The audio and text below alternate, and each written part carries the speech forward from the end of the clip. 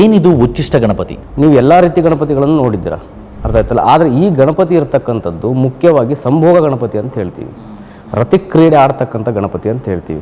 ಈಗ ನೀವು ಯಾವುದೇ ದೇವರು ಒಂದು ಉಗ್ರವಾದ ರೂಪವನ್ನು ತಗೊಂಡಿದ್ದಾನೆ ಅಥವಾ ಇನ್ನೊಂದು ಅವತಾರಕ್ಕೆ ಬಂದಿದೆ ಅಂದರೆ ಅದಕ್ಕೆ ಮುಖ್ಯ ಕಾರಣ, ಮೂಲ ಕಾರಣ ರಾಕ್ಷಸರೇನೆ. ಕಾಳಿ ರೂಪ ಬಂದಿರತಕ್ಕಂಥದ್ದು ರಾಕ್ಷಸ ಸಂಹಾರ ಮಾಡಲಿಕ್ಕೋಸ್ಕರನೇ, ಪ್ರತ್ಯಂಗಿರ ರೂಪ ಬಂದಿರತಕ್ಕಂಥದ್ದು ರಾಕ್ಷಸ ಸಂಹಾರ ಮಾಡಲಿಕ್ಕೋಸ್ಕರನೇ, ವರಾಹಿ ರೂಪ ಬಂದಿರತಕ್ಕಂಥದ್ದು ಈ ಎಲ್ಲ ಉಗ್ರ ದೇವತೆಗಳನ್ನು ಏನು ನೋಡ್ತೀವಿ ನಾವು, ಇವರೆಲ್ಲ ಉಗ್ರ ಆಗ್ಲಿಕ್ಕೆ ಕಾರಣನೇ ಅವರು. ಈ ಉಚ್ಚಿಷ್ಟ ಅಂತಂದರೆ ಏನು ಸರ್, ನಿಜವಾದ ಅರ್ಥ ಏನಿದೆ? ಅರ್ಥ ಬಾಯಿ ಒಳಗಡೆ ಇರತಕ್ಕಂಥ ಲಾಲಾರಸ, ಈ ಲಾಲಾರಸಕ್ಕೆ ನಾವು ಸ್ವೀಕರಿಸುವಂಥ ಆಹಾರ, ಇದು ಎರಡೂ ಸೇರಿದಾಗ ಉಚ್ಚಿಷ್ಟ ಆಗ್ತದೆ. ಇದನ್ನೇ ನಾವು ನೈವೇದ್ಯವಾಗಿ ಕೊಡ್ತೀವಿ ಭಗವಂತನಿಗೆ. ಹೆಂಜಿಲನ್ನೇ ನಾವು ನೈವೇದ್ಯವಾಗಿ ಕೊಡ್ತೀವಿ. ನಾವು ಎಷ್ಟು ಅಶುದ್ಧವಾಗಿ ಪೂಜೆ ಮಾಡ್ತೀವಲ್ಲ, ಅಷ್ಟು ಈ ಗಣಪತಿಗೆ ಅಷ್ಟು ನಮಗೆ ಎಲ್ಲ ಆಸೆ ಆಕಾಂಕ್ಷೆಗಳನ್ನು ಈಡೇರಿಸ್ಕೊಳ್ಳೋದಕ್ಕೆ ಅವನು ನಮಗೆ ಪ್ರಚೋದನೆ ಮಾಡ್ತಾ ಹೋಗ್ತಾನೆ. ಹಾಗಾದರೆ ಇವಾಗ ಯಾರಿಗೋ ಒಬ್ರಿಗೆ ಮಕ್ಕಳಾಗದಿರೋ ಸಮಸ್ಯೆ ಇದೆ ಅಂತಂದರೆ ಈ ಉಚ್ಚಿಷ್ಟ ಗಣಪತಿ ಪೂಜೆ ಮಾಡಿದ್ರೆ ಸರೋಗುತ್ತಾ? ಖಂಡಿತ.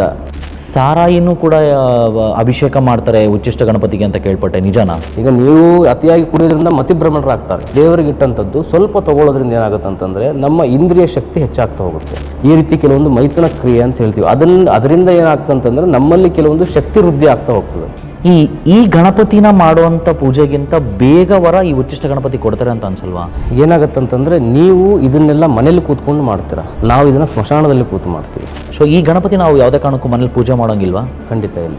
ಉಗ್ರ ಸ್ವರೂಪ ಯಾವುದನ್ನು ಕೂಡ ಮನೆಯಲ್ಲಿ ಪೂಜೆ ಮಾಡ್ಬೋದು. ಆದರೆ ಇದೇ ಉಚ್ಚಿಷ್ಟ ಗಣಪತಿನ ಇಟ್ಕೊಂಡು ಕೆಟ್ಟದ್ದನ್ನು ಮಾಡೋರು ಇದಾರ? ನೀವು ಇದರಿಂದ ಹೇಳಿಕೆ ಆಗ್ಲಿಕ್ಕೆ ಆಗಲ್ಲ. ₹1 ಆಸೆಗೆ ನೀವೇನು ಬೇಕಾದ್ರೆ ಮಾಡ್ಬೋದು. ಎಲ್ಲೂ ಸಿಗದ ಪರಿಹಾರ ಇಲ್ಲೂ ಸಿಗುತ್ತೆ ಅಂತ ಅಸ್ಟ್ರಾಲಜರ್ಗಳೆಲ್ಲ ಬೋರ್ಡ್ ಹಾಕೊಂಡು ಇವತ್ತು ಸುಮಾರು ಕಡೆ ಅನೌನ್ಸ್ಗಳನ್ನ ಮಾಡ್ತಾ ಇದ್ದಾರೆ. ಕನ್ಸಲ್ಟೇಷನ್ ನಿಮ್ಮ ಸಮಾಧಾನಕ್ಕೆ 5 ನಿಮಿಷ 10 ನಿಮಿಷ ಹೇಳುವಂಥದ್ದಲ್ಲ. ತಂತ್ರವಿದ್ಯೆಯಲ್ಲಿ ನಿಮ್ಗೆ ಏನು ನಡೀತಾ ಇದೆ, ಏನು ಆಗ್ತಾ ಇದೆ ಅಂತ ತಿಳ್ಕೊಳ್ಳೋಕ್ಕೋಸ್ಕರನೇ ಕೆಲವೊಂದು ಅನುಷ್ಠಾನಗಳನ್ನು ಮಾಡಬೇಕಾಗುತ್ತೆ. ಇದೆಲ್ಲ ಮಾಡಲಿಕ್ಕೆ ನಮಗೆ 3 ದಿನ ಸಮಯ ಬೇಕಾಗುತ್ತೆ. ಇದರಲ್ಲಿ ಅವರು 2 ದಿವಸದಲ್ಲಿ ಹೇಗೆ ಮಾಡಿಕೊಡ್ತಾರೆ?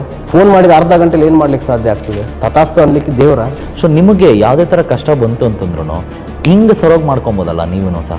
ಈಗ ನಾನು ಯಾವುದೋ ಒಂದು ನನ್ನ ಕಾಯಿಲೆ ಬಂದಿದೆ ಅಥವಾ ನಾನು ಯಾವುದೋ ಒಂದು ಮೆಡಿಸಿನ್ ತೊಗೊಳ್ತೇನೆ, ಅದು ಬೇಗ ನನಗೆ ಗುಣ ಆಗೋ ರೀತಿಯಲ್ಲಿ ನಮ್ಮ ತಂತ್ರವಿದ್ಯೆಯಲ್ಲಿ ನಾವು ಅದನ್ನು ಮಾಡ್ಕೊಳ್ತಾ ಇರ್ತೀವಿ. ನಮಗೂ ಸಮಸ್ಯೆ ಬರುತ್ತಲ್ಲ. ಯಾವುದೇ ಒಂದು ಕೆಲಸ ನಿರ್ದಿಷ್ಟವಾಗಿ ಇಷ್ಟೇ ಸಮಯದಲ್ಲಿ ಆಗುತ್ತೆ ಅಂತ ಯಾಕೆ ಹೇಳೋಕ್ಕಾಗಲ್ಲ? ಇಷ್ಟೇ ದಿನದಲ್ಲೇ ಬಗೆಹರಿಸ್ತೀನಿ ಅಂತ ಹೇಳ್ತಾರಲ್ಲ, ಅದೆಲ್ಲ ಬೋಗಸ್. ನಾನೇ ಹೇಳ್ತಾ ಇದ್ದೀನಿ ಕೇಳಿ. ಅರ್ಜೆಂಟಲ್ಲಿ ಅವಸರದಲ್ಲಿ ಮಾಡ್ತಕ್ಕಂಥ ಕೆಲಸ ಶಾಶ್ವತವಾಗಿ ಯಾವುದು ಉಳಿಯೋದಿಲ್ಲ. ಅದು ನಿಜವಾಗ್ಲೂ ಅವ್ರು ಮಾಟ ಮಂತ್ರ ಆಗಿದೆ ಅಂತ ಹೆಂಗೆ ಗೊತ್ತಾಗುತ್ತೆ ನಿಮಗೆ? ಈ ವಶೀಕರಣ ನಡೆದಾಗ ನಿಮ್ಮ ಮನಸ್ಥಿತಿ ಹೇಗಿರುತ್ತೆ? ನಿಮ್ಮ ಮನಸ್ಸಲ್ಲಿ ಯಾವಾಗಲೂ ಅದೇ ಯೋಚನೆಗಳು ಬರ್ತಾ ಇರುತ್ತೆ. ಸ್ವತಃ ಗಂಡ ಹೆಂಡತಿ ಜೀವನದಲ್ಲಿ 3ನೇ ವ್ಯಕ್ತಿ ಪ್ರವೇಶ ಆಗಿದ್ದಾಗ ಗಂಡ ಹೆಂಡತಿ ನಡುವಿನ ಆ ಭಾವನೆಗಳಿರೋದಿಲ್ಲ. ಕೆಲವೊಂದು ನಾವು ಸಾಧನೆಗಳನ್ನು ನೇರವಾಗಿ ಯಾಕೆ ಮಾತಾಡ್ಲಿಕ್ಕೆ ಆಗಲ್ಲ ಅಂತಂದರೆ ಅದು ಕೆಲವೊಂದು ಗುಪ್ತಃ ಪ್ರಕಟೋ ಭ್ರಷ್ಟ ಅಂತ ಹೇಳ್ತೀವಿ. ಸಾಮಾನ್ಯರಲ್ಲಿ ಸಾಮಾನ್ಯರು ಸಹ ಉಚ್ಚಿಷ್ಟ ಗಣಪತಿನ ಹೋಲಿಸ್ಕೊಳ್ಬಹುದಾ? ಇದನ್ನು ಹೇಳಬೇಕು ಹೇಳಬಾರ್ದು ಅಂತ ಗೊತ್ತಿಲ್ಲ. ಒಂದು ಮಂತ್ರವನ್ನು ಹೇಳಿಕೊಡ್ತೇನೆ, ಆ ಮಂತ್ರವನ್ನು ಸಿದ್ಧಿ ಮಾಡಿಕೊಂಡ್ರೆ ಅದರ ಅನುಭವ ನಿಮ್ಗೆ ಗೊತ್ತಾಗ್ತಾ ಹೋಗ್ತದೆ. ನಮಸ್ಕಾರ, ವರಾಯು ಸ್ಟುಡಿಯೋಸ್ ನೋಡ್ತಾ ಇರೋಂಥ ನಿಮ್ಮೆಲ್ರಿಗೂ ಆತ್ಮೀಯದ ಸುಸ್ವಾಗತ. ನಾನು ನಿಮ್ಮ ಆ್ಯಂಕರ್ ರಂಜಿತ್ ವರಾಯು. ಮೊದಲನೇದಾಗಿ ಇವತ್ತು ನಾವು ಮಾತಾಡ್ತಾ ಇರೋಂಥ ಈ ಒಂದು ವಿಷಯ ನಮ್ಮೆಲ್ಲರನ್ನು ಸ್ತಬ್ಧ ಮಾಡುತ್ತೆ ಅಂತಂದರೆ ನೀವು ನಂಬಬಹುದು, ನಂಬದಿರನೂ ಇರಬಹುದು. ಯಾಕೆ ಈ ರೀತಿ ಮಾತಾಡ್ತಾ ಇದ್ದೀನಿ ಅಂತಂದರೆ, ಇವತ್ತು ನಾನು ಪ್ರಪ್ರಥಮವಾಗಿ ಒಬ್ಬ ವ್ಯಕ್ತಿನ, ಒಬ್ಬ ಗುರುಗಳನ್ನ ನಾನು ನಿಮಗೆ ಪರಿಚಯ ಮಾಡಿಸ್ಕೊಡ್ತಾ ಇದ್ದೀನಿ. ಇವರು ಸರಿಸುಮಾರು 16 ವರ್ಷಗಳ ಕಾಲ ಸಾಧನೆ ಮಾಡಿದ್ದಾರೆ ಹಾಗೂ ಕಾಳಿ ಮತ್ತು ಭೈರವ ಉಪಾಸಕರಾಗಿದ್ದಾರೆ ಮತ್ತು ಕಾಳಿ ಭೈರವ ಸಾಧನೆಯನ್ನು ಸಹ ಮಾಡಿದ್ದಾರೆ. ಭೈರವ ಸಾಧನೆ ನೇಪಾಳದಲ್ಲಿ ಮಾಡಿ, ಕಾಳಿ ಸಾಧನೆ ಕಾಮಾಖ್ಯದಲ್ಲಿ ಮಾಡಿ, ಕಾಮಾಖ್ಯ ದೇವಿಯನ್ನು ಒಲಿಸ್ಕೊಂಡು ಇವತ್ತು ನಮ್ಮ ಬೆಂಗಳೂರಿನ ನಾಗರಬಾವಿಯಲ್ಲಿ ಇವರ ಆಫೀಸ್ ಕೂಡ ಇದೆ.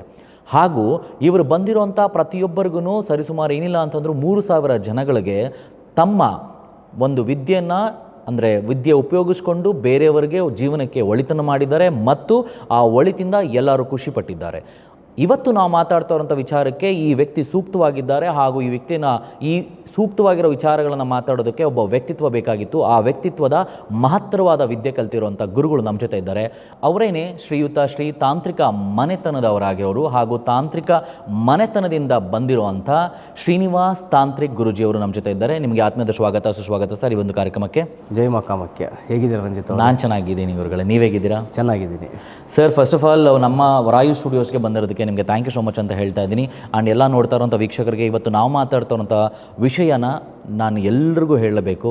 ಯಾಕಂತಂದರೆ ಇವತ್ತು ನಾವು ಮಾತಾಡ್ತಾ ಇರೋಂಥ ವಿಚಾರ ಇದೆಯಲ್ಲ, ಗಣಪತಿ ಬಗ್ಗೆ. ಇದೇನಿದು ತಾಂತ್ರಿಕನ ಕೂರಿಸ್ಕೊಂಡು ಗಣಪತಿ ಬಗ್ಗೆ ಏನು ಮಾತಾಡ್ತಾ ಇದ್ದಾರೆ? ಗಣಪತಿ ಅಂತಂದರೆ ಲಂಬೋದರ ಹೇರಂಬ ಹಾಗೂ ಗಣಪತಿ ಅಂತಂದರೆ ಮುದ್ದಾಗಿ ಪೂಜೆ ಮಾಡೋರು, ಪ್ರಥಮ ಪೂಜಾ ಅಧಿಪತಿ, ಗೌರಿಪುತ್ರ ಈ ಥರ ಎಲ್ಲ ಕರೀತಾರೆ. ಆದರೆ ಗಣಪತಿಯ 8ನೇ ಅವತಾರದಲ್ಲಿ ಬರುವಂಥ ಈ ಅವತಾರ ನಮ್ಮೆಲ್ಲರೂ ಭಯಪಡಿಸುತ್ತೆ. ನಮ್ಮೆಲ್ರಿಗೂ ಎಲ್ಲೋ ಒಂದು ಕಡೆ ಪ್ರಶ್ನಾರ್ಥಕ ಚಿಹ್ನೆ ಇರುತ್ತೆ. ಗಣಪತಿ ಯಾಕೆ ಈ ರೀತಿ ಅವತಾರವನ್ನು ತಾಳಿದ್ರು ಅಂತ. ಈ ಅವತಾರಕ್ಕೆ ಗಣಪತಿನ ಪೂಜೆ ಮಾಡೋರು ಇವರು ಮಾತ್ರ, ಅಂದರೆ ತಾಂತ್ರಿಕರು. ಅದನ್ನು ಗಣಪತಿ ತಾಂತ್ರಿಕ ಗಣಪತಿ ಅಂತಾರೆ, ಉಚ್ಚಿಷ್ಟ ಗಣಪತಿ ಅಂತಾರೆ, ಉಗ್ರ ಗಣಪತಿ ಅಂತ ಕರೀತಾರೆ. ಸೊ ಇವತ್ತು ನಾವು ಮಾತಾಡ್ತಾ ಇದ್ದೀವಿ ಉಚ್ಚಿಷ್ಟ ಗಣಪತಿ ಬಗ್ಗೆ. ಉಚ್ಚಿಷ್ಟ ಗಣಪತಿ ಅಂದರೆ ಏನು, ಯಾರು ಪೂಜೆ ಮಾಡ್ಬೋದು, ಈ ಗಣಪತಿಗೆ ಉಚ್ಚಿಷ್ಟ ಗಣಪತಿ ಅಂತ ಹೆಸರಾದರೂ ಯಾಕೆ ಬಂತು, ಈ ಗಣಪತಿನ ಉಚ್ಚಿಷ್ಟ ಗಣಪತಿ ಆದಮೇಲೆ ಆದಂಥ ಕೆಲಸವೇನು, ಗಣಪತಿಗೂ ತಾಂತ್ರಿಕತೆಗೂ ಇರುವಂಥ ಸಂಬಂಧವೇನು, ಇವೆಲ್ಲದ್ರ ಬಗ್ಗೆ ನಾವು ಮಾತಾಡೋಣ ಅಂತ ಹೇಳ್ತಾ ಮತ್ತೊಮ್ಮೆ ನಿಮಗೆ ಸ್ವಾಗತ ಸುಸ್ವಾಗತ. ಈ ಕಾರ್ಯಕ್ರಮದಲ್ಲಿ ನಾವು ಇವತ್ತು ಉಚ್ಚಿಷ್ಟ ಗಣಪತಿ ಬಗ್ಗೆ ಮಾತಾಡ್ತಾ ಇದ್ದೀವಿ. ಏನಿದು ಉಚ್ಚಿಷ್ಟ ಗಣಪತಿ? ಈಗ ನೋಡಿ ರಂಜಿತ್ ಅವರು, ಏನಾಗುತ್ತೆ, ನೀವು ಎಲ್ಲ ರೀತಿ ಗಣಪತಿಗಳನ್ನು ಪೂಜೆ ಮಾಡ್ತೀರಾ. ಯಾವ ರೀತಿ ಪೂಜೆ ಮಾಡ್ತೀರಾ? ಸದಾಚಾರವಾಗಿ ಮನೆಯಲ್ಲಿ ಪೂಜೆ ಪುನಸ್ಕಾರಗಳನ್ನು, ಹಬ್ಬ ಹರಿದಿನಗಳನ್ನು ನೀವು ತುಂಬ ಎಂಜಾಯ್ ಮಾಡ್ತಾ ಪೂಜೆಗಳನ್ನು ಮಾಡ್ತೀರಾ. ಕರೆಕ್ಟ್, ಅರ್ಥ ಆಯ್ತಲ್ಲ. ಆದರೆ ನಮ್ಮ ತಾಂತ್ರಿಕ ಕೆಲವೊಂದು ವಿಧಾನಗಳಲ್ಲಿ ಈ ರೀತಿ ಪೂಜೆಗಳಿರೋದಿಲ್ಲ. ನೋಡಿ, ಮುದ್ಗಲ ಪುರಾಣದಲ್ಲಿ 32 ರೂಪಗಳು ಬರುತ್ತೆ ಗಣಪತಿದು. ಅದರಲ್ಲಿ ಮುಖ್ಯವಾಗಿರ್ತಕ್ಕಂಥದ್ದು 8ನೇ ರೂಪ ಆಗಿರ್ತಕ್ಕಂಥದ್ದು ಉಚ್ಚಿಷ್ಟ ಗಣಪತಿ. ಈ ಉಚ್ಚಿಷ್ಟ ಗಣಪತಿ ಪೂಜೆ ಯಾಕೆ ಮಾಡಬೇಕಂತ ನಾವು ನೋಡಿದ್ರೆ, ನಮ್ಮ ಕೆಲವೊಂದು ತಂತ್ರ ಸಾಧನೆಯಲ್ಲಿ ಮತ್ತು ಕೆಲವೊಂದು ನಮ್ಮ ಆಧ್ಯಾತ್ಮಿಕ ಶಕ್ತಿಯನ್ನು ಹೆಚ್ಚುಗೊಳಿಸ್ಲಿಕ್ಕೋಸ್ಕರವಾಗಿ ಮತ್ತು ನಮ್ಮಲ್ಲಿ ಒಂದು ಶಕ್ತಿಯನ್ನು ಸಾಧನೆ ಮಾಡಲಿಕ್ಕೋಸ್ಕರವಾಗಿ ನೀವು ಹೇಗೆ ಗಣಪತಿಯನ್ನು ಪ್ರಥಮವಾಗಿ ಎಲ್ಲ ಕೆಲಸಕ್ಕೆ ಪೂಜೆಗಳನ್ನು ಮಾಡ್ತಿರಲ್ಲ, ಹಾಗೆ ನಾವು ಈ ಉಗ್ರ ಗಣಪತಿಯನ್ನು, ತಾಂತ್ರಿಕ ಗಣಪತಿಯನ್ನು ಪೂಜೆಯನ್ನು ಮಾಡ್ತೀವಿ. ಅದು ಯಾವ ರೀತಿಯಾಗಿ ಪೂಜೆ ಮಾಡ್ತೀವಿ ಅಂತಂದಾಗ, ಈಗ ನಾವು ಕಾಳಿ ಸ್ವರೂಪವನ್ನು ಹೇಗೆ ಪೂಜೆ ಮಾಡ್ತೀವಿ, ಹಾಗೆ ಶಿವ ಮತ್ತು ಶಕ್ತಿ ಸ್ವರೂಪವನ್ನು ಹೇಗೆ ಪೂಜೆ ಮಾಡ್ತೀವಿ, ಹಾಗೆ ಉಚ್ಚಿಷ್ಟ ಗಣಪತಿಯೊಟ್ಟಿಗೆ ಹಸ್ತಿ ಪಿಸಾಚಿ ಅಂತಕ್ಕಂಥ ಪತ್ನಿ, ಈ ಪತಿ ಪತ್ನಿಯನ್ನು ನಾವು ಪೂಜೆ ಮಾಡೋದ್ರಿಂದ ಏನೆಲ್ಲ ಲಾಭ ಆಗ್ತದೆ ಅಂಥೇಳಿ ಪ್ರಥಮವಾಗಿ ತಾಂತ್ರಿಕರಿಗೆ ತಿಳಿದಿರಬೇಕು. ತಾಂತ್ರಿಕರಿಗೆ ತಿಳಿದಿರ್ತಕ್ಕಂಥ ಶಕ್ತಿ ಇದ್ದಿದ್ದಕ್ಕೋಸ್ಕರನೇ ಈ ಒಂದು ವಿದ್ಯೆ ಮೂಲಕವಾಗಿ ನಾವು ಇದನ್ನು ಸಿದ್ಧಿ ಮಾಡ್ಕೊಳ್ತಾ ಇರ್ತಕ್ಕಂಥದ್ದು. ಈ ಸಾಧನೆ ಮಾಡಲಿಕ್ಕೆ ಮೂಲವಾಗಿ ನಾವು ಕೆಲವೊಂದು ನಿಯಮಗಳನ್ನು ಎಲ್ಲ ತಂತ್ರವಿದ್ಯೆಯಲ್ಲೂ ಬಳಸ್ತೀವಿ. ಆದರೆ ಈ ಒಂದು ಪೂಜೆ ಅಥವಾ ಈ ಒಂದು ಸಾಧನೆ ಮಾಡಬೇಕಾದ್ರೆ ಇದು ಯಾವುದೇ ನಿಯಮಗಳಿರೋದಿಲ್ಲ. ಅರ್ಥ ಆಯ್ತಲ್ಲ. ನಾವು ಹೀಗೆ ಪೂಜೆ ಮಾಡಬೇಕು, ಇಷ್ಟೊತ್ತಲ್ಲೇ ಪೂಜೆ ಮಾಡಬೇಕು, ಇದೇ ಥರ ಪೂಜೆ ಮಾಡಬೇಕಂತೇಳಿ ಯಾವುದೇ ಪೂಜೆ ನಿಯಮಗಳಿರೋದಿಲ್ಲ. ಯಾಕಂದರೆ ಗಣಪತಿಯ ರೂಪನೇ ಆ ರೀತಿ ಇದೆ. ನೀವು ಎಲ್ಲ ರೀತಿ ಗಣಪತಿಗಳನ್ನು ನೋಡಿದ್ದೀರ, ಅರ್ಥ ಆಯ್ತಲ್ಲ. ಆದರೆ ಈ ಗಣಪತಿ ಇರ್ತಕ್ಕಂಥದ್ದು ಮುಖ್ಯವಾಗಿ ಸಂಭೋಗ ಗಣಪತಿ ಅಂತ ಹೇಳ್ತೀವಿ, ರತಿಕ್ರೀಡೆ ಆಡ್ತಕ್ಕಂಥ ಗಣಪತಿ ಅಂತ ಹೇಳ್ತೀವಿ. ಈ ರೀತಿ ರೂಪ ನಿಮಗೆ ನೋಡಲಿಕ್ಕೆ ಸಿಗೋದು ಇದು ಉಚ್ಚಿಷ್ಟ ಗಣಪತಿಯಲ್ಲಿ ಮಾತ್ರ, ಬಿಟ್ಟರೆ ಇನ್ನು ಯಾವುದೇ ದೇವತೆಗಳಲ್ಲೂ ಕೂಡ ಈ ಒಂದು ರೂಪ ನೋಡಲಿಕ್ಕೆ ನಿಮಗೆ ಸಿಗೋದಿಲ್ಲ. ಮುಖ್ಯವಾಗಿ ನೋಡಿ, ಇದೇನಾಗುತ್ತಂತಂದರೆ, ನಾವು ಈ ಗಣಪತಿಯ ರೂಪ ಯಾಕೆ ಈ ರೀತಿ ಬಂತು ಅದನ್ನು ನಾವು ಮುಖ್ಯವಾಗಿ ತಿಳ್ಕೊಳ್ಬೇಕಾಗತ್ತೆ. ಈ ಉಚ್ಚಿಷ್ಟ ಗಣಪತಿಯ ರೂಪ ಬರಲಿಕ್ಕೆ ಮೂಲ ಒಂದು ದೊಡ್ಡ ಕಥೆನೇ ಇದೆ ಅದೊಂದು. ಹೌದು, ಬಟ್ ಅದೇ ಸರ್, ನಾನು ಉಚ್ಚಿಷ್ಟ ಗಣಪತಿಯ ಫೋಟೋ ನೋಡಿದಾಗ ಅಲ್ಲಿ ತುಂಬ ವಿಚಿತ್ರವಾಗಿದೆ. ಹಾಗೂ ಈ ಥರ ಯಾಕೆ ಆಯಿತು ಅನ್ನೋದು ನನಗೂ ಕೂಡ ಇನ್ನೂ ಗೊತ್ತಿಲ್ಲ. ಆದರೆ ಗಣಪತಿ ನೀವು ಹೇಳೋ ಪ್ರಕಾರ ಆ ಫೋಟೋ ನಾನು ನೋಡಿದ್ಮೇಲೆ ಕಂಡುಕೊಂಡಿದ್ದು, ಗಣಪತಿಯ ಸೊಂಡಿಲು ನೀವು ಹೇಳಿದಂಥ ಅಸ್ಥಿ ಪಿಶಾಚಿಯ ಯೋನಿಯ ಭಾಗದಲ್ಲಿರುತ್ತೆ. ಹಾಗೂ ಗಣಪತಿಯ ಅಂದರೆ ಅಸ್ಥಿ ಪಿಶಾಚಿಯ ಕೈ ಗಣಪತಿಯ ಶಿಷ್ಣಾಂಗದಲ್ಲಿ ಇರುತ್ತೆ. ಆ ರೀತಿಯಲ್ಲ. ಈಗ ಏನಾಗುತ್ತೆ ಅಂತಂದರೆ, ಇದಕ್ಕೊಂದು ಮೂಲ ಕಾರಣ ಅಂತ ಇರುತ್ತೆ. ನಾವೇನೇ ಒಂದು ಕ್ರಿಯೆ ಮಾಡಲಿಕ್ಕೂ ಕೂಡ ಅದರದೇ ಆದಂಥ ಹಿಂದಿನ ಕಾರಣ ಅಥವಾ ಇತಿಹಾಸ ಅಂತ ಇರುತ್ತೆ. ಈ ಇತಿಹಾಸವನ್ನು ನೋಡ್ಲಿಕ್ಕೆ ಹೋದಾಗ ನಾವು ವಿದ್ಯಾವಾನ್ ಅಂತ ಹೇಳಿ ಒಬ್ಬ ರಾಕ್ಷಸನ ನೋಡಬೇಕಾಗತ್ತೆ. ಆತ ಬ್ರಹ್ಮನಲ್ಲಿ ಕೂತು ತಪಸ್ಸನ್ನು ಮಾಡ್ತಾನೆ. ಬ್ರಹ್ಮನಲ್ಲಿ ಕೂತು ತಪಸ್ಸನ್ನು ಮಾಡಿದ ನಂತರ ಈಗ ರಾಕ್ಷಸರು ಕೇಳುವಂಥದ್ದು ಮುಖ್ಯ ಏನಂತಂದರೆ, ಅವರಿಗೆ ಆಯುಷ್ಯ ಪೂರ್ಣ ಆಗಬೇಕು, ಎಲ್ಲೂ ಮರಣ ಸಿಗಬಾರ್ದು, ಯಾರಿಂದ ನಮಗೆ ಮರಣ ಬರಬಾರ್ದು, ಈ ರೀತಿಯಾಗಿರ್ತಕ್ಕಂಥವ್ರು ಆಕಾಂಕ್ಷೆ ಇಟ್ಟಿರ್ತಾರೆ. ಬ್ರಹ್ಮದೇವರಾಗ ಏನು ಹೇಳ್ತಾರೆ, ನಿಮಗೆ ಈ ರೀತಿ ನಾವು ವರಗಳನ್ನು ಕೊಡಲಿಕ್ಕೆ ಆಗೋದಿಲ್ಲ ಅಂತ ಹೇಳಿದಾಗ, ಇದನ್ನು ಸ್ವಲ್ಪ ನೀವು ಬದಲಾವಣೆ ಮಾಡ್ಕೊಳ್ಬೇಕು ಅಂತೇಳಿ ಬ್ರಹ್ಮದೇವರು ಹೇಳಿದಾಗ, ಈ ವ್ಯಕ್ತಿ ಏನು ಕೇಳ್ತಾನೆ, ಆಗ ರಾಕ್ಷಸ ಕೂತ್ಕೊಂಡು, ನನಗೆ ಯಾವುದೇ ಮೂಲಕವಾಗಿ ಸಾವುಗಳನ್ನು ಬರಬಾರ್ದು, ಸಾವು ಬರೋದೇ ಇದ್ದರೆ ಅದು ಭಗವಂತನಿಂದನೇ ಸಾವು ಬರಬೇಕು, ಆ ಭಗವಂತ ರತಿಕ್ರೀಡೆ ಆಡ್ತಾ ಇರಬೇಕು. ರತಿಕ್ರೀಡೆ ಆಡುವಂಥ ದೇವರು ಅದು ಅರ್ಧಕ್ಕೆ ಬಿಟ್ಟು ಬಂದು ನನ್ನನ್ನು ಸಂಹಾರ ಮಾಡೋ ರೀತಿಯಲ್ಲಿ ಇರತಕ್ಕಂಥ ವರವನ್ನು ಕೇಳ್ತಾನೆ. ಇದಕ್ಕೆ ಅಸ್ತು ಅಂತಕ್ಕಂಥ ಬ್ರಹ್ಮ ಇದು ಆದ ನಂತರ ಈಗ ಏನು ಮಾಡ್ತಾರೆ, ಸುಲಭವಾಗಿ ವರ ಸಿಕ್ಕಿದಾಗ ರಾಕ್ಷಸ ಸ್ವರೂಪವನ್ನು ತೋರಿಸಲೇಬೇಕಾಗ್ತದೆ. ಆ ರಾಕ್ಷಸ ಸ್ವರೂಪ ತೋರಿಸಿದಾಗ ಈ 3 ಲೋಕಗಳನ್ನು ಅವನು ವಿನಾಶ ಮಾಡಲಿಕ್ಕೆ ಹೋಗ್ತಾನೆ. ಆ ವಿನಾಶ ಮಾಡುವಂಥ ಸಂದರ್ಭದಲ್ಲಿ ದೇವಾನುದೇವತೆಗಳು ಹೋಗಿ ಈ ಹರಿಹರ ಬ್ರಹ್ಮಾದಿಗಳನ್ನು ಕೇಳ್ತಾರೆ, ನೀವು ಸಿಕ್ತವ್ರಿಗೆಲ್ಲ ವರಗಳನ್ನು ಕೊಟ್ಬಿಡ್ತೀರಾ, ನೀವು ಕೊಟ್ಟಂಥ ವರದಿಂದ ನಮಗೆ ಈ ರೀತಿ ಹಾನಿಗಳಾಗ್ತಾ ಇದೆ, ನಮಗೆ ಈ ರೀತಿ ತೊಂದರೆಗಳಾಗ್ತದೆ, ಈಗ ನೀವು ಇದನ್ನು ಬಗೆಹರಿಸಿ ಅಂಥೇಳಿ ಈ ಹರಿಹರ ಬ್ರಹ್ಮಾದಿಗಳನ್ನು ಕೇಳಿದಾಗ ಅವರು 3 ಜನ ನಮಗೆ ವರ ಕೊಡಲಿಕ್ಕೆ ಗೊತ್ತಿದೆ, ಬಟ್ ಇದನ್ನು ನಿಷ್ಕ್ರಿಯಗೊಳಿಸ್ಲಿಕ್ಕೆ ಆಗೋದಿಲ್ಲ ಅಂಥೇಳಿ ಅದನ್ನು ಕೈ ಬಿಟ್ಟು ಬಿಡ್ತಾರೆ. ಇದೆಲ್ಲ ಮುಗಿದ ನಂತರ ಈಗ ದೇವರಿಗೆ ಟೆನ್ಷನ್ ಆಗೇ ಆಗುತ್ತೆ. ಕರೆಕ್ಟ್. ಅದರ ನಂತರ ಈಗ ಎಲ್ಲವನ್ನ ಬಗೆಹರಿಸುವವನು ಪ್ರಥಮ ಪೂಜಿತನಾಗಿರ್ತಕ್ಕಂಥವನು ಗಣಪತಿ. ಹಾಗಾಗಿ ಈ ಎಲ್ಲದಕ್ಕೂ ಗಣಪತಿಯಿಂದ ಉತ್ತರ ಸಿಗಬಹುದು ಅಂತ ನಿರೀಕ್ಷೆ ಮಾಡಿ ಭಗವಂತನ ಹತ್ರ ಹೋಗ್ತಾರೆ. ಗಣಪತಿ ಹತ್ರ ಹೋಗಿ ಕೇಳಿಕೊಂಡಾಗ ಗಣಪತಿ ತನ್ನ ದಿವ್ಯ ಶಕ್ತಿಯಿಂದ ಈತ ಏನು ವರ ಪಡ್ಕೊಂಡಿರ್ಬೋದು ಅಂಥೇಳಿ ತೀಕ್ಷ್ಣವಾಗಿ ನೋಡಿದಾಗ ಈ ವ್ಯಕ್ತಿಗೆ ಈ ಥರ ಒಂದು ವರದಾನ ಸಿಕ್ಕಿದೆ ಅಂಥೇಳಿ ಗೊತ್ತಾಗ್ತದೆ. ಈ ವರದಾನ ಸಿಕ್ಕಿದೆ ಅಂತ ಗೊತ್ತಾದ ತಕ್ಷಣ ಗಣಪತಿ ಏನು ಮಾಡ್ತಾನೆ, ಈಗ ರತಿಕ್ರೀಡೆ ಆಡುವಂಥ ಸಂದರ್ಭದಲ್ಲೇ ಇವನನ್ನು ಸಂಹಾರ ಮಾಡಬೇಕು ಅಂಥೇಳಿ ಇರ್ತಕ್ಕಂಥದ್ದು. ಆಗ ಅವನೇನು ಮಾಡ್ತಾನೆ ಗಣಪತಿ, ಆಗ ತನ್ನ ಎಡತೊಡೆಯ ಮೇಲೆ ಯಕ್ಷಿಣಿ ಅಂತಲೂ ಹೇಳ್ತೀವಿ ನಾವು, ಹಸ್ತಿ ಪಿಸಾಚಿ ಅಂತಲೂ ಹೇಳ್ತೀವಿ, ಆಕೆಯನ್ನು ವಿನಾಯಕಿ ಅಂತಲೂ ಹೇಳ್ತೀವಿ, ನೀಲ ಸರಸ್ವತಿ ಅಂತಲೂ ಹೇಳ್ತೀವಿ, ಆಕೆಯನ್ನು ಕೂರಿಸ್ಕೊಳ್ತಾನೆ. ಅರ್ಥ ಆಯ್ತಲ್ಲ. ಈಗ ಕ್ರಿಯೆ ನಡಿಬೇಕು. ಈ ಕ್ರಿಯೆ ನಡೆಯುವಂಥ ಸಂದರ್ಭದಲ್ಲಿ ಈಗ ಅವನನ್ನು ಉದ್ರೇಕಗೊಳಿಸ್ಬೇಕಾಗ್ತದೆ, ಭಗವಂತನನ್ನು ಉದ್ರೇಕಗೊಳಿಸ್ಬೇಕಾಗ್ತದೆ. ಆಗ ದೇವಿಯು ನಗ್ನ ದೇವತೆಯಾಗಿ ಕೂತ್ಕೊಳ್ತಾಳೆ. ನಗ್ನ ದೇವತೆಯಾಗಿ ಆತನ ಎಡತೊಡೆಯ ಮೇಲೆ ಕೂತ್ಕೊಂಡಾಗ ಆಗ ಭಗವಂತನಿಗೆ 4 ಅವತಾರಗಳು ಬರ್ತದೆ. ಒಂದು ಉಗ್ರ ಸ್ವರೂಪವಾಗ್ತಾನೆ ಪೂರ್ಣವಾಗಿ. ಆ ಉಗ್ರ ಸ್ವರೂಪವನ್ನು ಏನು ಮಾಡ್ತಾಳೆ ಈಕೆ, ಅದನ್ನು ಪ್ರಚೋದನೆ ಮಾಡ್ತಾ ಹೋಗ್ತಾಳೆ. ಉಗ್ರ ಸ್ವರೂಪ, ಯಾಕಂದ್ರೆ ಈಗ ಎದುರುಗಡೆ ಇರ್ತಕ್ಕಂಥ ಸಂಹಾರ ಮಾಡಬೇಕಂತಂದ್ರೆ ಪ್ರಚೋದನೆ ಆಗಲೇಬೇಕಾಗ್ತದೆ. ಆ ಪ್ರಚೋದನೆಯ ತಡಿಲಿಕ್ಕೋಸ್ಕರವಾಗಿ ರತಿಕ್ರೀಡೆಗಳನ್ನ ಆಡಬೇಕಾಗ್ತದೆ. ರತಿಕ್ರೀಡೆ ಆಡುವಂಥ ಸಂದರ್ಭದಲ್ಲಿ ಮೋದಕಗಳನ್ನು ತಿನ್ನಿಸ್ತಾಳೆ. ಮೋದಕಗಳನ್ನು ತಿನ್ನಿಸ್ಬೇಕಾದ್ರೆ ಏನಾಗ್ತದೆ ಅಂತಂದರೆ ಗಣಪತಿಯ ಸೊಂಡಿಲು ಆಕೆ ಯೂನಿಯನ್ನು ಸ್ಪರ್ಶ ಮಾಡ್ತಾ ಇರ್ತದೆ. ಯೂನಿಯನ್ನು ಸ್ಪರ್ಶ ಮಾಡುವಂಥದ್ದು, ಮತ್ತು ಈ ದೇವಿಯ ಕೈ ಆತನ ಶಿಷ್ಣುವನ್ನು ಹಿಡಿಯುವಂಥದ್ದು, ಉದ್ರೇಕ ಮಾಡುವಂಥ ಸಂದರ್ಭದಲ್ಲಿ ಆಗ ಗಣಪತಿ ಪೂರ್ಣವಾಗಿ ಉಗ್ರ ಆಗ್ತಾನೆ. ಪೂರ್ಣವಾಗಿ ಉಗ್ರ ಆಗಿರ್ತಕ್ಕಂಥ ಗಣಪತಿ ಸಂಪೂರ್ಣವಾಗಿ ತಾಂತ್ರಿಕ ಗಣಪತಿಯಾಗಿ ಬದಲಾವಣೆ ಆಗ್ತಾನೆ. ತಾಂತ್ರಿಕ ಗಣಪತಿಯಾಗಿ ಸಂಪೂರ್ಣವಾಗಿ ಆಗ್ತಾ ಪೂರ್ಣ ಕಡುಗೆಂಪು ಬಣ್ಣವಾಗಿ ಪರಿವರ್ತನೆ ಆಗ್ತಾನೆ. ಪರಿವರ್ತನೆ ಆದ ನಂತರ ಸಂಹಾರವನ್ನು ಮಾಡ್ತಾನೆ. ಸಂಹಾರ ಮಾಡಿರ್ತಕ್ಕಂಥ ಗಣಪತಿ ಕೆಲವೊಂದು ವರಗಳನ್ನು ಕೊಡ್ತಾನೆ. ವರಗಳನ್ನು ಕೊಟ್ಟು ಜನಗಳಿಗೆ ಏನು ಬದಲಾವಣೆ ಮಾಡ್ಕೊಳ್ಬೇಕು, ಈ ಪೂಜೆಯನ್ನು ಮಾಡೋದ್ರಿಂದ ಯಾವೆಲ್ಲ ಬದಲಾವಣೆಗಳಾಗುತ್ತೆ, ಹೇಗೆ ಇವನನ್ನು ಪೂಜೆ ಮಾಡಬೇಕು ಅಂಥೇಳಿ. ಈಗ ಗಣಪತಿ ಈ ಅವತಾರ ತಾಳೋದಕ್ಕೆ ಮುಖ್ಯ ಕಾರಣ ಇಲ್ಲಿ ವಿದ್ವಾನ್ ಅಂತ ರಾಕ್ಷಸ ಈ ರೀತಿ ವರವನ್ನು ಕೇಳಿದಕ್ಕೆ ಗಣಪತಿ. ಈಗ ಒಂದು ದೇವರ ಅವತಾರ ಆಗಬೇಕಂತಂದರೆ ಅದು ರಾಕ್ಷಸರಿಂದನೇ ಕಾರಣ ಆಗೋದು. ಓಕೆ. ಅದಾಯ್ತು. ರಾಕ್ಷಸರು ಎಷ್ಟು ಡೆಡಿಕೇಶನ್ ಇರುತ್ತೆ ಅಂದರೆ ಅವರಲ್ಲಿ ಎಷ್ಟು ವರ್ಷ ಬೇಕಾದ್ರೆ ತಪಸ್ಸು ಮಾಡ್ತಾರೆ ಅವರು. ಅವ್ರಿಗೆ ವರ ಬೇಕು ಅಂತಂದಾಗ ಎಷ್ಟು ವರ್ಷ ಬೇಕಾದ್ರೂ ತಪಸ್ಸು ಮಾಡಿ ಭಗವಂತನನ್ನೇ ಇಳಿಸ್ಕೊಂಡು ವರ ಕೇಳ್ತಾರೆ ಅವರು. ಆದರೆ ದೇವರಲ್ಲಿ ಅದಿರೋದಿಲ್ಲ ಅಲ್ವಾ ಸರ್? ಅಲ್ಲ, ನೀವು ಹೇಳಿದ ಮಾತು ಎಷ್ಟು ಸತ್ಯ ಅಂತಂದರೆ, ಈಗ ನೀವು ಯಾವುದೇ ದೇವರು ಒಂದು ಉಗ್ರವಾದ ರೂಪವನ್ನು ತೊಗೊಂಡಿದ್ದಾನೆ ಅಥವಾ ಇನ್ನೊಂದು ಅವತಾರಕ್ಕೆ ಬಂದಿದೆ ಅಂದರೆ ಅದಕ್ಕೆ ಮುಖ್ಯ ಕಾರಣ, ಮೂಲ ಕಾರಣ ರಾಕ್ಷಸರೇ. ಈಗ ಒಂದು ನಾಶ ಮಾಡಬೇಕಂತಂದರೆ ಅಲ್ಲಿ ಆರಂಭ ಆಗಬೇಕು ಯಾವುದಾದೊಂದು ರೂಪ. ಈಗ ಎದುರಾಳಿಯನ್ನು ಕೊಲ್ಲಬೇಕಂದ್ರೆ ಒಂದು ಅಸ್ತ್ರ ಬೇಕೇ ಬೇಕು. ಅದು ಅಸ್ತ್ರ ಸಿಗಬೇಕಂತಂದರೆ ಆ ಉಗ್ರ ರೂಪಕ್ಕೆ ಹೋಗಲೇಬೇಕಾಗುತ್ತೆ. ಆ ಉಗ್ರ ರೂಪ ತಾಳ್ದಾಗ್ಲೇ ಈಗ ನಮ್ಮ ಎಲ್ಲ ಏನು ನಾವು ರಾಕ್ಷಸರಂತೇಳಿ ನೋಡ್ತೀವಲ್ಲ, ಈ ರಾಕ್ಷಸರಿಂದನೇ ಬಂದಿರತಕ್ಕಂಥದ್ದು ಕಾಳಿ ರೂಪ ಬಂದಿರತಕ್ಕಂಥದ್ದು ರಾಕ್ಷಸ ಸಂಹಾರ ಮಾಡಲಿಕ್ಕೋಸ್ಕರ. ನಿಜ. ಪ್ರತ್ಯಾಂಗಿರ ರೂಪ ಬಂದಿರತಕ್ಕಂಥದ್ದು ರಾಕ್ಷಸ ಸಂಹಾರ ಮಾಡಲಿಕ್ಕೋಸ್ಕರನೇ.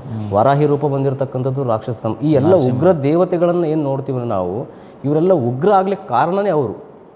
ಈಗ ಯಾವಾಗ ನಮ್ಮನ್ನು ಎದುರಾಳಿಗಳು ಸಮಸ್ಯೆ ಮಾಡ್ತಾ ಇರ್ತಾರೆ ಅಂದಾಗ ಅದಕ್ಕೊಂದು ರೂಪ ತೊಗೊಂಡಾಗ್ಲೇ ಅದಕ್ಕೆ ಅಂತ್ಯ ಸಿಗೋದು. ಒಂದು ಲೆಕ್ಕದಲ್ಲಿ ರಾಕ್ಷಸರಿಗೆ ಥ್ಯಾಂಕ್ಸ್ ಹೇಳಲೇಬೇಕಲ್ವ ಸರ್? ಬಿಕಾಸ್ ಇವರಿಂದ ಇಷ್ಟೆಲ್ಲ ದೇವತೆಗಳ ಉಗ್ರ ರೂಪಗಳು ಹೊರಗಡೆ ಬಂದಿದೆ. ಈಗ ಏನಾಗುತ್ತಂತಂದರೆ ರಾಕ್ಷಸರಲ್ಲಿ ಮಂದತ್ವ ಇದೆ. ಮಂದತ್ವ ಅಂತಂದರೆ ಅವ್ರಿಗೆ ಪಡ್ಕೊಳ್ಳೋದು ಒಂದೇ ಗೊತ್ತು, ಅದು ಯಾವ ರೀತಿ ಪಡ್ಕೊಳ್ಬೇಕಂತ ಗೊತ್ತಿಲ್ಲ. ಅದು ಪಡ್ಕೊಳ್ಬೇಕಂತಲೇ ಅವ್ರು ಅಷ್ಟು ತಪಸ್ಸು ಮಾಡೋದು. ಪಡ್ಕೊಂಡ್ಮೇಲೆ ಏನು ಬೇಕಾದ್ರೂ ಮಾಡ್ಲಿಕ್ಕೆ ಸ್ಟಾರ್ಟ್ ಆಗ್ತಾರೆ ಅವರು.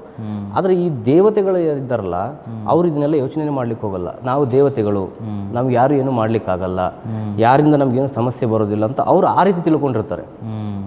ಅರ್ಥ ಆಯ್ತಲ್ಲ? ಈಗ ಅವರಿಗೆ ಉಪಟಳ ಕೊಡುವಂಥವ್ರು ಯಾರು, ತೊಂದರೆ ಕೊಡುವಂಥವ್ರು ಯಾರು? ಈಗ ರಾಕ್ಷಸರು. ಹೌದು. ಈಗಿನ ಸಮಾಜ ನಾವು ನೋಡಿದರೆ ಶತ್ರುಗಳೆಲ್ಲ ರಾಕ್ಷಸರಾಗಿ ಕಾಣ್ತಾರೆ ನಮಗೆ. ನೀವು ಎಷ್ಟು ಒಳ್ಳೆಯವರು, ನಾವು ತುಂಬ ಒಳ್ಳೆಯವರು, ನಮ್ಗೆ ಯಾರು ಏನು ಮಾಡಲಿಕ್ಕಾಗಲ್ಲ, ನಮ್ಗೆ ತೊಂದರೆನೇ ಬರೋದಿಲ್ಲ ಅಂತ ನೀವು ತಿಳ್ಕೊಂಡಿರ್ತೀರ. ಬಟ್ ನಿಮ್ಮ ಎದುರುಗಡೆ ಇರ್ತಕ್ಕಂಥ ರಾಕ್ಷಸರು ಏನು ಮಾಡ್ತಾರೆ ಹೇಳಿ? ತಂತ್ರವಿದ್ಯೆಗಳ ಮೂಲಕವಾಗಿ ನಿಮ್ಮ ಮೇಲೆ ಯಾವ ರೀತಿ ಸಮಸ್ಯೆಗಳನ್ನು ಮಾಡಬೇಕು, ಯಾವ ರೀತಿ ತೊಂದರೆಗಳನ್ನು ಮಾಡಬೇಕಂತೇಳಿ ಅವರು ಕೂತು ಕೆಲವೊಂದು ತಂತ್ರ ಸಾಧಕರ ಹತ್ರ ಅಥವಾ ದೇವತೆಗಳ ಹತ್ರ ಈ ರೀತಿ ಉಗ್ರ ದೇವತಾ ಉಪಾಸನೆ ಮೂಲಕವಾಗಿ ಕೆಲವೊಂದು ತಂತ್ರ ವಿಚಾರಗಳಲ್ಲಿ ನಿಮ್ಮನ್ನು ಯಾವ ರೀತಿಯಾಗಿ ತೊಂದರೆ ಮಾಡಬೇಕು ಅನ್ನೋದನ್ನು ಅವರು ಮಾಡ್ಕೊಂಡು ಹೋಗ್ತಾ ಇರ್ತಾರೆ. ಬಟ್ ನಿಮಗೆ ಗೊತ್ತಾಗೋದಿಲ್ಲ ನಮಗೆ ತೊಂದರೆ ಆಗ್ತಾ ಇದೆ, ಇಂಥದ್ರಿಂದನೇ ತೊಂದರೆ ಆಗ್ತಾ ಇದೆ, ಇವರೇ ತೊಂದರೆ ಕೊಡ್ತಾ ಇದ್ದಾರೆ ಅಂತೇಳಿ ನಿಮ್ಗೆ ಕೊನೆ ಗಂಟ ಗೊತ್ತೇ ಆಗೋದಿಲ್ಲ. ಅದು ಒಟ್ಟಿನಲ್ಲಿ ತಾಂತ್ರಿಕ ಗಣಪತಿ ಅಥವಾ ಉಚ್ಚಿಷ್ಟ ಗಣಪತಿ ಬಗ್ಗೆ ಮಾತಾಡ್ತಾ ಎಂತೆಲ್ಲ ಒಳ್ಳೊಳ್ಳೆ ವಿಚಾರಗಳು ನಾವು ತಿಳ್ಕೊಳ್ತಾ ಇದ್ದೀವಿ. ಆ್ಯಂಡ್ ಇದ್ರ ಜೊತೆಯಲ್ಲಿ ಈ ಉಚ್ಚಿಷ್ಟ ಅಂತಂದರೆ ಏನು ಸರ್, ನಿಜವಾದ ಅರ್ಥ ಏನಿದರ ಅರ್ಥ? ಉಚ್ಚಿಷ್ಟ ಅಂತ ನಿಜವಾದ ಅರ್ಥವನ್ನು ನಾವು ನೋಡೋದಾದರೆ, ಉಚ್ಚಿಷ್ಟ ಅಂತಂದರೆ ಬಾಯಿ ಒಳಗಡೆ ಇರತಕ್ಕಂಥ ಲಾವಾರಸ ಏನು ಬರುತ್ತೆ, ಲಾಲಾರಸ. ಈ ಲಾಲಾರಸಕ್ಕೆ ನಾವು ಸ್ವೀಕರಿಸುವಂಥ ಆಹಾರ, ಇದು ಎರಡೂ ಸೇರಿದಾಗ ಉಚ್ಚಿಷ್ಟ ಆಗ್ತದೆ. ಇದನ್ನೇ ನಾವು ನೈವೇದ್ಯವಾಗಿ ಕೊಡ್ತೀವಿ ಭಗವಂತನಿಗೆ. ಅಂದರೆ ಅದು ಎಂಜಿಲನ್ನೇ ನಾವು ನೈವೇದ್ಯವಾಗಿ ಕೊಡ್ತೀವಿ. ಮತ್ತು ಇದಕ್ಕೆ ಕೆಲವೊಂದು ಸಾಧನೆಯನ್ನು ಮಾಡಬೇಕಾದ್ರೆ ನಾವು ತುಂಬ ಯಾವುದೇ ನಿಯಮಗಳನ್ನ ಇಟ್ಕೊಳ್ಳೋ ಹಾಗಿಲ್ಲ.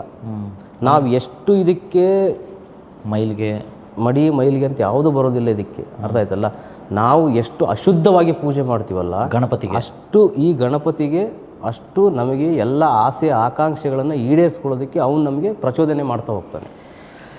ಇವತ್ತರೆಗೂ ನಾನು ಕೇಳಿರಲಿಲ್ಲ ಶುದ್ಧತೆ ಹಾಗೂ ಮೈಲ್ಗೆ ಇವನ್ನೆಲ್ಲ ಮಾಡಿದಾಗ ದೇವರು ಒಲಿತಾನೆ ಅನ್ನೋದು ವಿಚಾರ ಇತ್ತು. ಆದರೆ ತಾಂತ್ರಿಕ ಗಣಪತಿಗೆ ಇಲ್ಲಿ ನೋಟ್ ದಿಸ್ ಪಾಯಿಂಟ್ ನೋಡ್ತಾ ಇರೋಂಥ ಪ್ರತಿಯೊಬ್ಬರು ವೀಕ್ಷಕರು ಯಾವುದೇ ಕಾರಣಕ್ಕೂ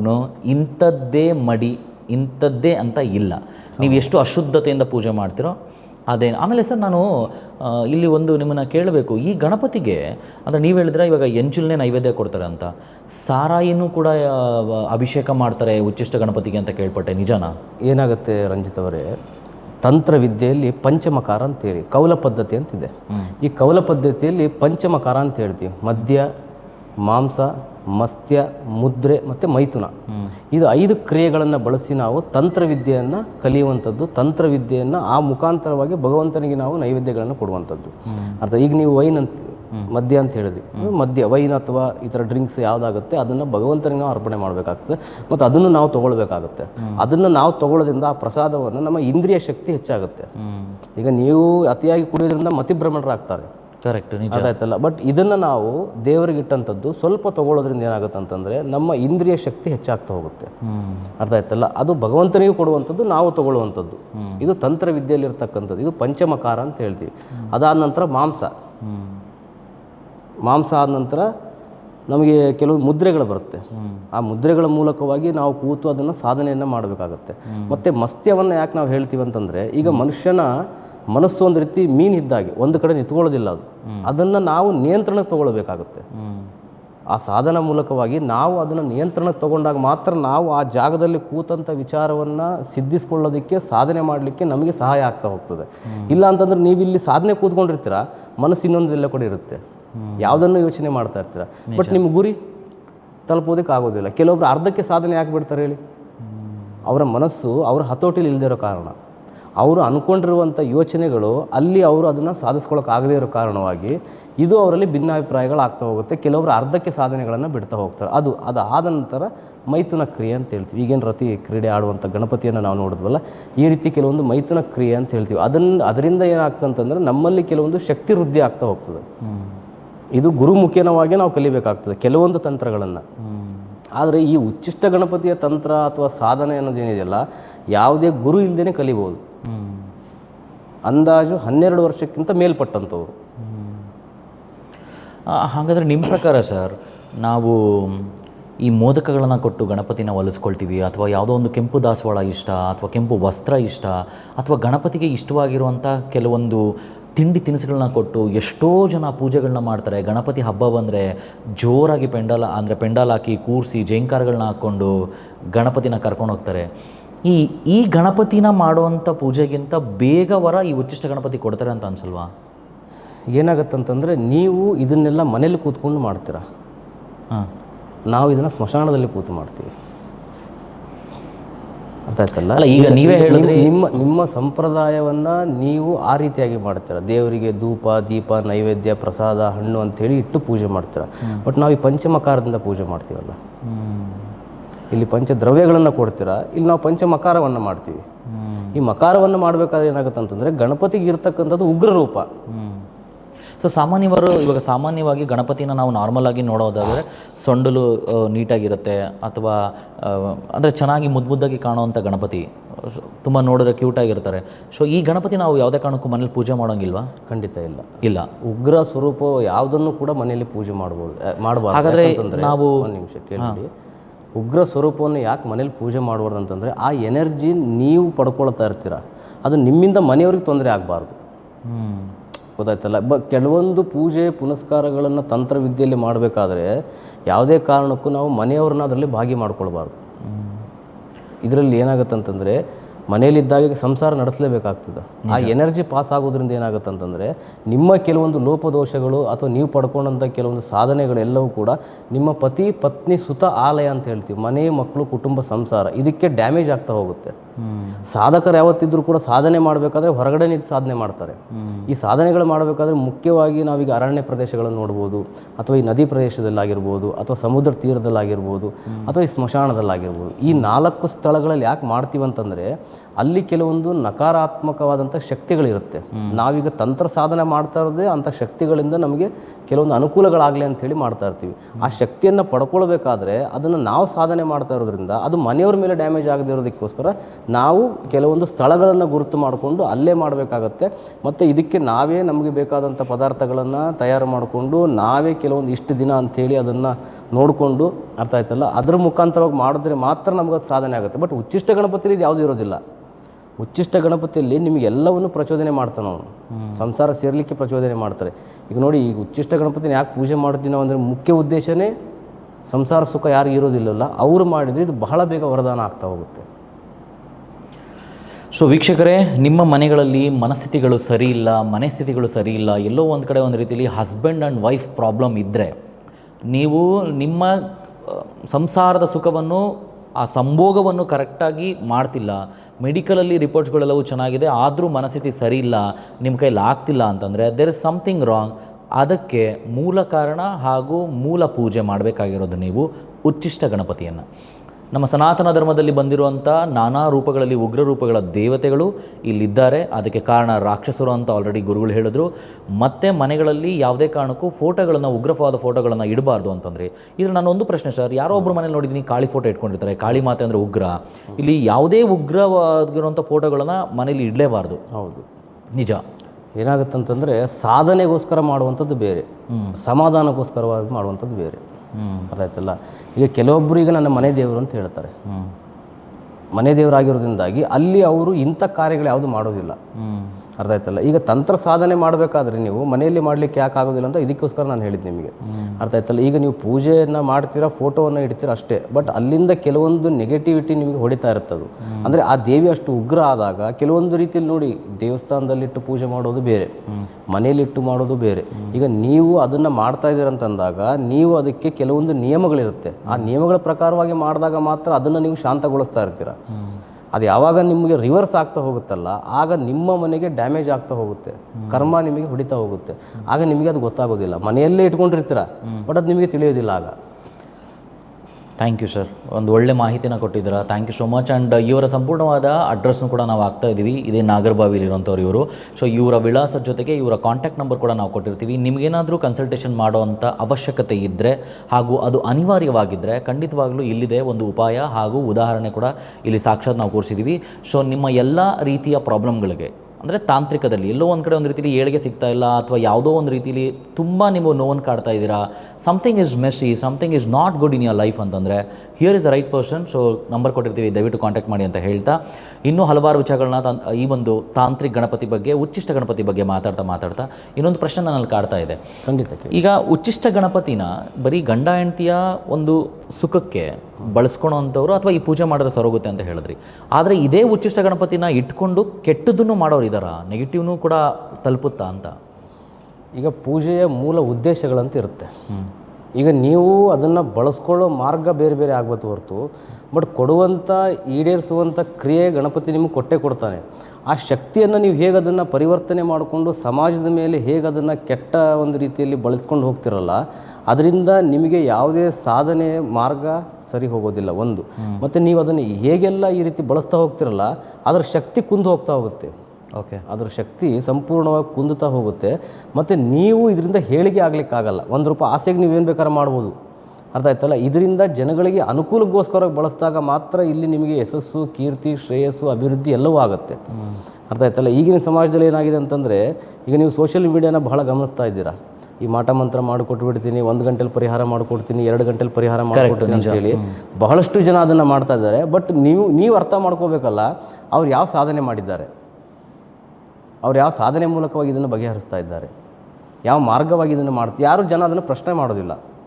ಗುರೂಜಿ ಅಂತ ಫೋನ್ ಮಾಡ್ತಾರೆ, ಆ ಗುರೂಜಿ ಹೇಗಿರ್ತಾರಂತ ಗೊತ್ತಿರೋದಿಲ್ಲ, ಎಲ್ಲಿ ಪ್ರಶ್ನೆ ಮಾಡುವಂಥ ಧೈರ್ಯವನ್ನು ಎಲ್ಲೋ ಒಂದು ಕಡೆ ಒಂದು ರೀತಿಲಿ ಈ ಗುರುಗಳು ಮಾಡೋದಕ್ಕೂ ಬಿಡಲ್ಲ ಅಂತ ನನಗನ್ಸುತ್ತೆ ಸರ್. ಯಾಕಂದರೆ ಸುಮಾರು ಕಡೆ ನಾನು ನೋಡಿದ್ದೀನಿ, 78 ಗಂಟೆಗಳಲ್ಲಿ ಯಾವುದೇ ರೀತಿ ಬಾಧೆ ಇದ್ರೂ ಖಂಡಿತವಾಗಲಿ ನಿಮಗೆ ಪರಿಹಾರ ಮಾಡಿಕೊಡ್ತೀವಿ, ಎಲ್ಲೂ ಸಿಗದ ಪರಿಹಾರ ಇಲ್ಲೂ ಸಿಗುತ್ತೆ ಅಂತ ಅಸ್ಟ್ರಾಲಜರ್ಗಳೆಲ್ಲ ಬೋರ್ಡ್ ಹಾಕ್ಕೊಂಡು ಇವತ್ತು ಸುಮಾರು ಕಡೆ ಅನೌನ್ಸ್ಗಳನ್ನ ಮಾಡ್ತಾ ಇದ್ದಾರೆ. ಸರಿ, ನಿಮ್ಮ ಪ್ರಶ್ನೆ ನನಗೆ ಅರ್ಥ ಆಯಿತು. ಈಗ ಏನಾಗುತ್ತೆ ಅಂತಂದರೆ, ನಾವು ಯಾವುದೇ ಒಂದು ಸಮಸ್ಯೆ ತೊಗೊಂಡಾಗ ಒಬ್ಬ ವ್ಯಕ್ತಿ ಎದುರುಗಡೆ ಬಂದು ಕೂತು ಅವನನ್ನು ನಾವು ಅನಾಲಿಸಿಸ್ ಮಾಡಲಿಕ್ಕೆ ಸಂಪೂರ್ಣವಾಗಿ ಆತನ ವಿಚಾರ ಏನಾಗಿದೆ, ಏನು ಹೋಗ್ತಾ ಇದೆ, ಏನು ನಡೀತಾ ಇದೆ ಅಂತ ತಿಳ್ಕೊಳ್ಳೋಕ್ಕೋಸ್ಕರನೇ ನಮಗೆ 3 ಅವರ್ ಬೇಕಾಗುತ್ತೆ ಟೈಮ್. ಒಬ್ಬ ವ್ಯಕ್ತಿ, ಈಗ ನೀವು ಹೇಳ್ತೀರ ಕನ್ಸಲ್ಟೇಷನ್ ತೊಗೊಳ್ತೀರ ಗುರುಗಳೇ ಅಂತ ಕೇಳ್ತಾರೆ ಎಲ್ಲರೂ. ಕನ್ಸಲ್ಟೇಷನ್ ನಿಮ್ಮ ಸಮಾಧಾನಕ್ಕೆ 5 ನಿಮಿಷ 10 ನಿಮಿಷಕ್ಕೆ ಹೇಳುವಂಥದ್ದಲ್ಲ.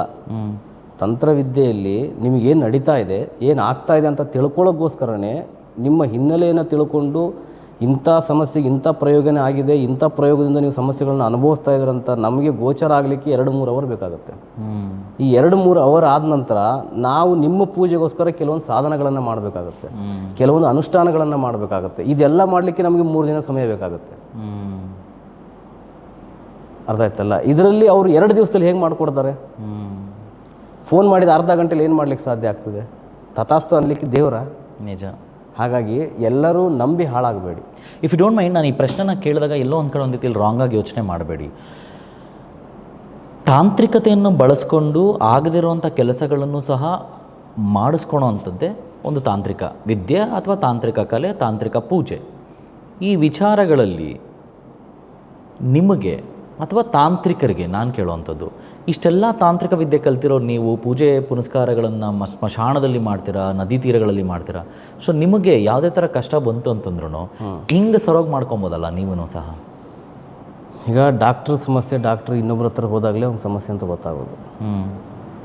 ಅರ್ಥ ಆಯ್ತಲ್ಲ. ಹಾಗೆ ನಮಗೆ ಒಂದು ತೊಂದರೆ ಅಂತ ಬಂದಾಗ ನಮ್ಮ ಗುರುಗಳು ಅಂತಿದ್ದಾರೆ, ನಮ್ಮ ಗುರುಗಳ ಮುಖಾಂತರನೇ ನಾವು ಬಗೆಹರಿಸ್ಕೊಳ್ಳೋದು. ಈಗ ನೋಡಿ, ನಾವು ಯಾಕೆ ಈ ಲೈನಿಗೆ ಬರಬೇಕಾಗಿತ್ತು? ಯಾಕಂದರೆ ನಮ್ಮದು ಇದು 3ನೇ ತಲೆಮಾರು. ಅರ್ಥ ಆಯ್ತಲ್ಲ. ನಮ್ಮ ವಂಶಸ್ಥರಿಂದ ಬಂದಿರತಕ್ಕಂಥ ಕೆಲವೊಂದು ತಂತ್ರ, ಈ ವಿದ್ಯೆ, ಈ ಮೂಲಕವಾಗಿ ನಾವು ಮುಂದುವರಿತಾ ಇದ್ದೀವಿ.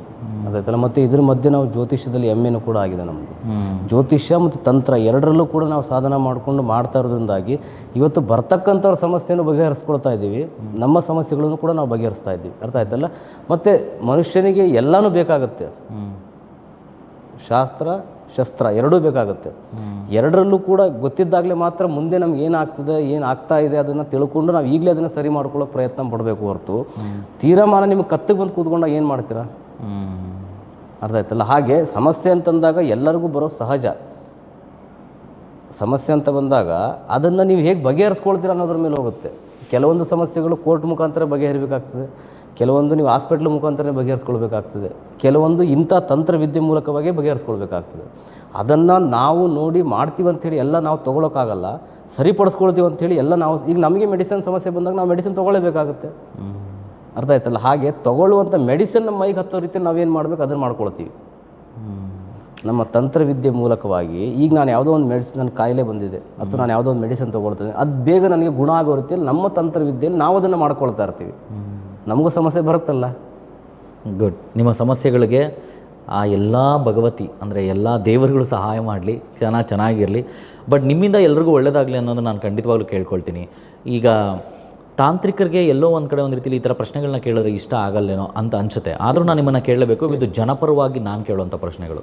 ತಾಂತ್ರಿಕರು ಮಾಡುವಂಥ ಕೆಲಸಗಳಲ್ಲಿ ಯಾವುದೋ ಒಂದು ರೀತಿಯಲ್ಲಿ ಕೆಲವರಿಗೆ ಅಭಿಪ್ರಾಯಗಳು ಭಿನ್ನಾಭಿಪ್ರಾಯಗಳಾಗೋಗಿರುತ್ತೆ. ಅಂದರೆ ಇವ್ರು ಇಷ್ಟೆಲ್ಲ ಮಾಡಿದ್ದಾರೆ, ನಮಗಾದರೂ ಏನೂ ಆಗಲಿಲ್ಲ, ಇಷ್ಟೆಲ್ಲ ಅವ್ರು ಹೇಳಿದ್ರು ಆದರೂ ಏನೂ ಆಗಲಿಲ್ಲ, ಈ ಥರ ಮೈಂಡ್ ಸೆಟ್ ಸಿಕ್ಕಾಪಟ್ಟೆ ಜನಕ್ಕೆ ಬಂದಿರುತ್ತಲ್ಲ. ಸೊ ಇಂಥವ್ರಿಗೆಲ್ಲ ಏನು ಹೇಳ್ತೀರಾ ನೀವು? ಈಗ ಏನಾಗುತ್ತೆ ಅಂದರೆ, ನಿಮ್ಮ ಸಮಸ್ಯೆ ಪ್ರಾರಂಭ ಯಾವಾಗ ಆಗಿದೆ ಅಂತ ನೋಡಬೇಕಾಗುತ್ತೆ. ಈಗ ನೀವು ಹೇಳಿದ್ರಲ್ಲ 2 ದಿವಸದಲ್ಲಿ ಮಾಡಿಕೊಟ್ಬಿಡ್ತೀನಿ, 48 ಗಂಟೆಯಲ್ಲಿ ಮಾಡಿಕೊಟ್ಬಿಡ್ತೀನಿ. ಇದೆಲ್ಲ ನೋಡಿ ನೋಡಿ ಜನಕ್ಕೆ ಹೇಗಿರುತ್ತೆ ಅಂತಂದರೆ, ನಾವು ಮಾಡ್ತೀವಿ ವೆಯ್ಟ್ ಮಾಡಿ ಅನ್ನೋ ಗಂಟೆ ತಡ್ಕೊಳ್ಳೋ ಕೆಪಾಸಿಟಿ ಇರೋದಿಲ್ಲ ಅವ್ರಿಗೆ. ನಾಳೆನೇ ಆಗಿಬಿಡಬೇಕು. 10 ವರ್ಷದಿಂದ ಅನುಭವಿಸ್ತಾ ಬಂದಿರ್ತಾರೆ. ನಾವು ಹೇಳುವಂಥ ಅನುಷ್ಠಾನ ಮಾಡಲಿಕ್ಕೆ ಅವ್ರಿಗೆ ಸಾಧ್ಯ ಆಗೋದಿಲ್ಲ. ನಾವು ಕೊಟ್ಟಂಥ ಗಡುವು ಅವ್ರಿಗೆ ತೊಗೊಳಕ್ಕೆ ಸಾಧ್ಯ ಇಲ್ಲ. ನಾಳೆನೇ ಆಗಿಬಿಡ್ಬೇಕಂತ ಆತುರದಲ್ಲಿ ಮಾಡಿದಂಥ ಕೆಲಸ ಯಾವ್ದು ಸಕ್ಸಸ್ ಆಗುತ್ತೆ? ಆತುರವಾಗಿ ಮಾಡುವಂಥ ಕೆಲಸ ಯಾವುದು ಕೂಡ ಸರಿ ಹೊಂದೋದಿಲ್ಲ. ಹಾಗಾಗಿ ನೀವು ಒಂದು ಸಾಧಕರಾಗಬೇಕು. ಯಾವ ರೀತಿ ಸಾಧಕರಾಗಬೇಕು? ಗುರುಮುಖೇನವಾಗಿ ಕೆಲವೊಂದು ದೀಕ್ಷೆಗಳನ್ನು ತಗೊಳ್ಬೇಕಾಗುತ್ತೆ.